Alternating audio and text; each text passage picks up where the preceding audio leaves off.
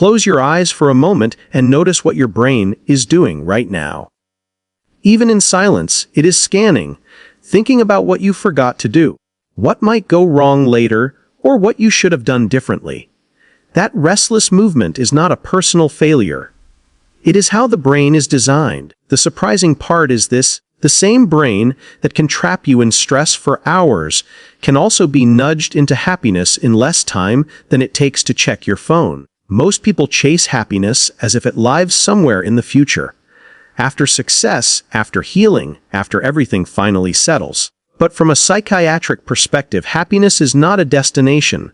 It is a state shift, and state shifts do not require motivation, positivity, or long explanations. They require the right signal at the right moment. Here is what is rarely talked about. Your brain decides how you feel before you consciously understand why. By the time you label an emotion, your nervous system has already chosen it. That means if you learn how to interrupt the brain's automatic patterns, you can change how you feel almost instantly without fixing your life, solving your problems, or forcing optimism. Imagine being able to reduce emotional heaviness, anxiety, or mental fatigue in the next 15 seconds, not as a trick of belief, but as a predictable neurological response. No affirmations, no pretending. Just simple interventions that speak directly to how the brain regulates mood. The question is not whether happiness is possible. The real question is why you were never taught how fast your brain can change once you know where to touch it. The human brain is not naturally oriented toward happiness, it is oriented toward survival. From a psychiatric standpoint, this explains why negative thoughts appear faster, linger longer, and feel more convincing than positive ones. The brain evolved to detect threat, loss, and uncertainty because, historically, missing a danger had greater consequences than missing a pleasant moment.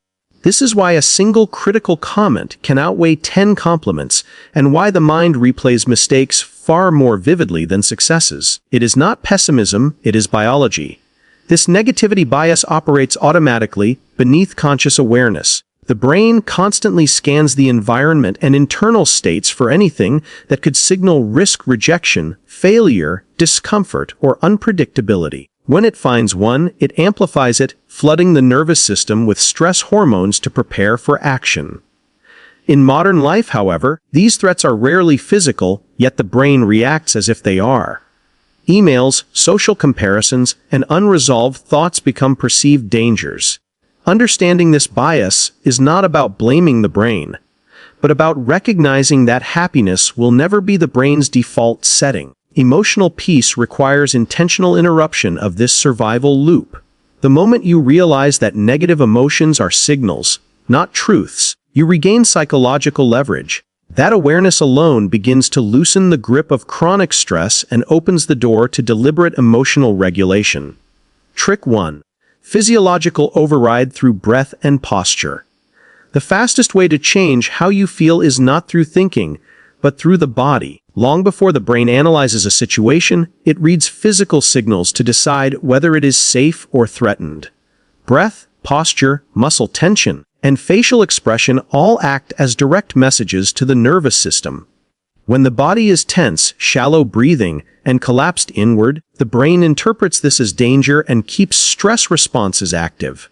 When those signals change, the brain follows almost immediately. Slow, controlled breathing is one of the most reliable ways to create this shift. Extending the exhale even slightly longer than the inhale activates the parasympathetic nervous system, the part responsible for calm and recovery. Within seconds, heart rate decreases and stress hormones begin to fall. At the same time, posture matters more than people realize. Dropping the shoulders, opening the chest, and releasing the jaw sends a nonverbal message of safety to the brain. This is not about confidence or appearance. It is about neurological feedback. From a clinical perspective, this technique works because anxiety cannot be sustained in a body that is signaling calm. The brain adjusts emotional output to match physical input. Even without changing a single thought, emotional intensity softens. This creates a sense of relief that many mistake for happiness. But relief is the foundation upon which genuine emotional stability is built. Trick 2. Rapid attention reassignment. Emotional distress intensifies when attention becomes trapped in a single mental loop.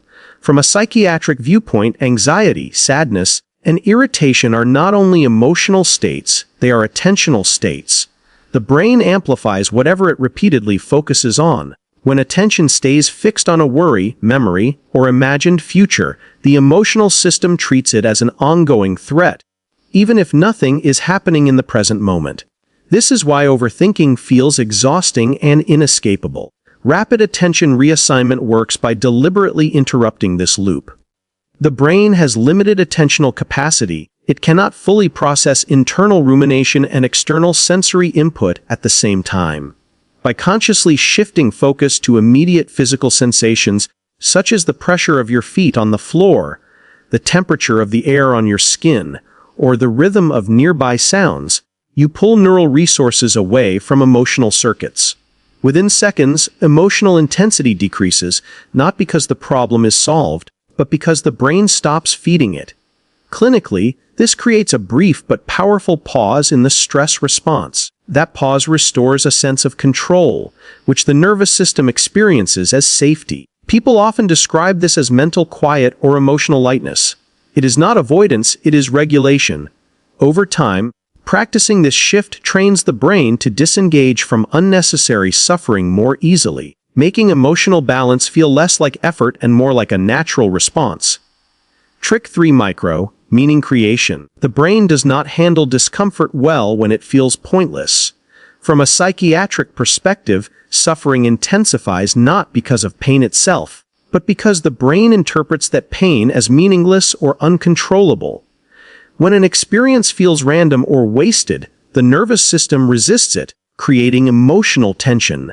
However, the moment meaning is introduced, even in a small, subtle way, the brain's response changes dramatically. Micro, meaning creation, works by reframing a moment as useful rather than threatening. This does not require positive thinking or denial. It requires a simple cognitive shift, such as silently telling yourself, "This is training my nervous system," or "This moment is building emotional strength." When the brain perceives growth, learning, or progress, dopamine is released, not from pleasure, but from purpose. This chemical shift reduces emotional resistance almost instantly.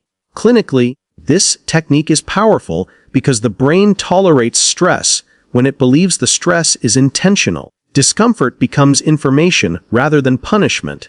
The nervous system stops fighting the experience and starts adapting to it. Even brief meaning assignment can transform irritation into patience, anxiety into alertness, and sadness into reflection.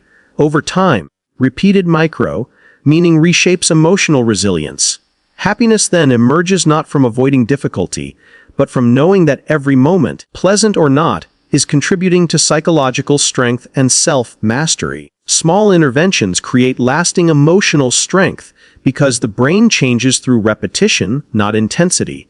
From a psychiatric perspective, emotional regulation is a learned neurological skill, shaped by the patterns the nervous system practices most often. Each time you interrupt stress with breath, redirect attention, or assign meaning to discomfort, you are not just calming yourself in that moment, you are training the brain to respond differently in the future. Neural pathways strengthen through use, and emotional reactions follow the most familiar route. What makes these brief interventions powerful is their accessibility. Because they require only seconds, they are practiced frequently and in real-life moments of stress, not just during calm reflection. This repeated exposure teaches the nervous system that it can return to balance without escape, suppression, or external reassurance. Over time, the brain stops escalating minor stressors into major emotional events. Clinically, this leads to increased emotional resilience. The threshold for overwhelm rises, recovery time shortens, and baseline mood stabilizes. Happiness, in this context, is not constant positivity, but emotional flexibility, the ability to move through discomfort without becoming trapped in it. These small interventions compound quietly, reshaping emotional habits until calm clarity and self-trust become the brain's default response rather than the exception. Happiness is not something the brain arrives at after life improves, It is something the nervous system learns through repetition. The most powerful change does not come from dramatic breakthroughs, but from small moments where you refuse to let your brain run on autopilot. Every time you slow your breath, shift your attention, or give meaning to discomfort, you are teaching your brain a new rule that safety, control, and stability are available right now. Over time, these moments accumulate. The brain stops overreacting. Emotional storms pass faster. Inner balance becomes familiar instead of rare. This is what real emotional strength looks like, not the absence of struggle, but the ability to regulate yourself within it. You do not need to wait for confidence, motivation, or a better life to feel better. You need awareness and practice. Because the brain that learns stress can learn calm. And once you understand that happiness is a skill, not a reward, you stop chasing it and start generating it, one deliberate neurological choice at a time.